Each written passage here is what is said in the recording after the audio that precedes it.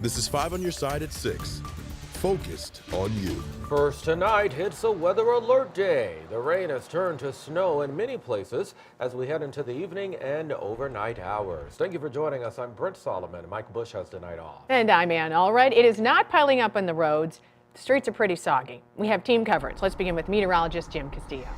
Yeah, no problems so far on the roadways. You'll see that with Tracy coming up, but she's got some really cool video of some very large snowflakes. And we've had some accumulation on the grassy surfaces, your decks, maybe a little bit of slush in spots. We're watching that temperature at 35 degrees right now. And at Lambert, look, it's switched to a little bit of a mix of rain and snow. So it was snow, now a little bit of a mix in there. So around the area, Owensville has reported about an inch of snow, and again, mainly on the grass or elevated surfaces. Alton, we've seen that there too, and also Baldwin. And then at Lambert, officially 0.20, so 2/100ths of an inch of snow today. Otherwise, we had 31/100ths of an inch of total precip, so some rain mixed in with that. Also, Wentzville, it's been snowing a little bit, but no big problems. Temperature now has fallen to 32 degrees north of the metro, so we're watching places like Jersey County and also Calhoun County. Another batch of snow, though, is possible overnight and tomorrow night. More on that coming up in just a bit. It's been a weird weather day. Rain, snow, sometimes both. Our team in the weather tracker has been on the roads for all of it. Weather First meteorologist Tracy Hinson is riding shotgun. Tracy, what are you seeing? Right now, it looks like just a little bit of very light rain. We're on 170 here. We're just passing the mall, so the big Galleria here. And it is very quiet outside right now. Road conditions, I wouldn't even categorize them as slick. They're almost dry at this point. They do have just a little bit of moisture on it. But earlier along Interstate 44, it was almost like a blizzard out there. Now, nothing was sticking to the ground, but it was beautiful snow globe-like snow. Big flakes spurred on by abundant moisture and warmish temperatures.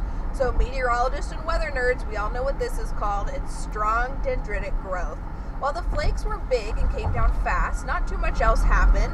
Roads and grasses were warm for much of it to stick, and a little here and there on the grass, but none on the pavement. Roadways fared pretty well today.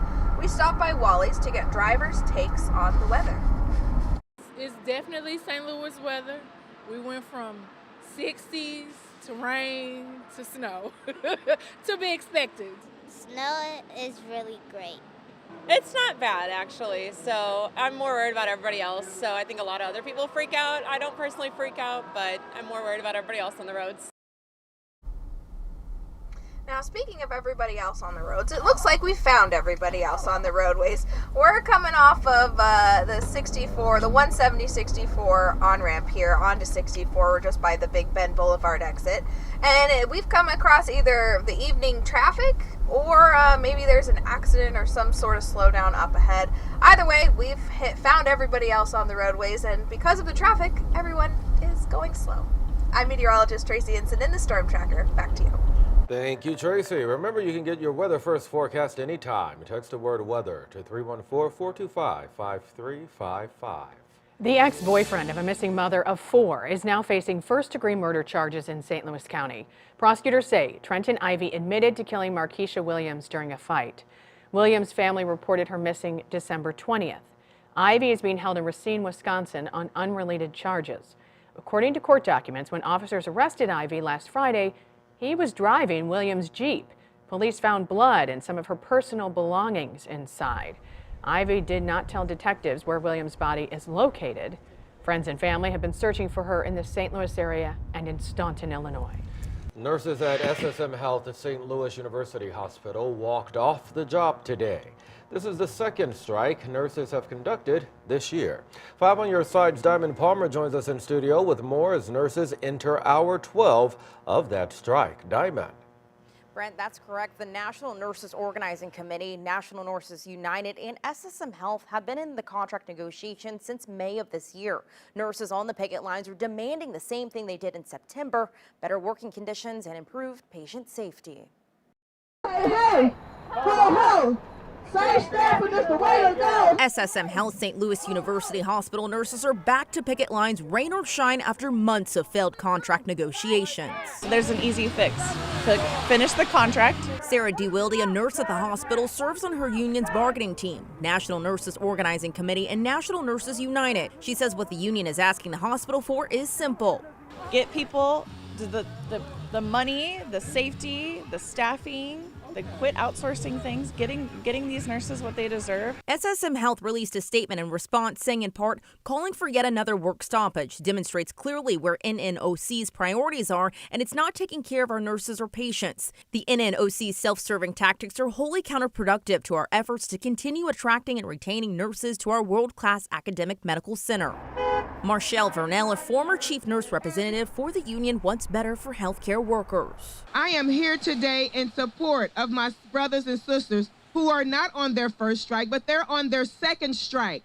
Erlene Shepard, a nurse in the cardiac catheterization lab, says she's one of 2 people who manages dozens of patients in her unit. I'm not sure what it will take. I think heart. I think they need to think about the patients, think about the nurses. DeWilde says the union has put the ball in the hospital's court. We're still waiting to hear back from SLU. We've given them dates on when we're available, and we have yet to hear back. They said we'll see you in January. SLU hospital nurses return to the picket line tomorrow at 7 a.m. until 2 p.m. and nurses will continue to be on strike until Friday at 6:59 a.m. This 5 on Your Side Cotton Bowl coverage is sponsored by Holland Injury Law.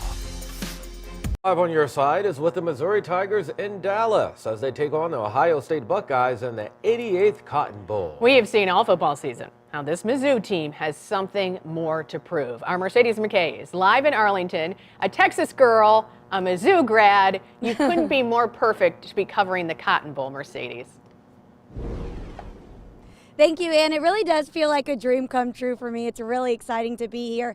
Someone else that this is a dream come true for, that's Luther Braden III. He's a proud East St. Louis native and has taken this Missouri Tiger team by storm this year. It's been really fun to watch. So I was actually able to talk to him about the excitement around playing for the Cotton Bowl, playing for the Missouri Tigers, representing the St. Louis area earlier today. Luther and the rest of his team were at Scottish Rite Children's Hospital in Dallas this morning. Now, this is an annual tradition for the Pediatric Orthopedic Hospital, which has been partnering with the Cotton Bowl for nearly 40 years. Missouri players spent their morning signing autographs, playing games with patients, and putting smiles on their faces. Now, the star wide receiver says he was excited to be at the hospital, hanging out with kids, and he even had his own camera with him to capture all the fun. He says playing for the Tigers and representing his hometown is a huge blessing. It's everything to me, I've been watching Mizzou my whole life, so for me to just, be a part of that brotherhood and, be from St. Louis and support my hometown and, just support everything that they got going on is just a huge blessing.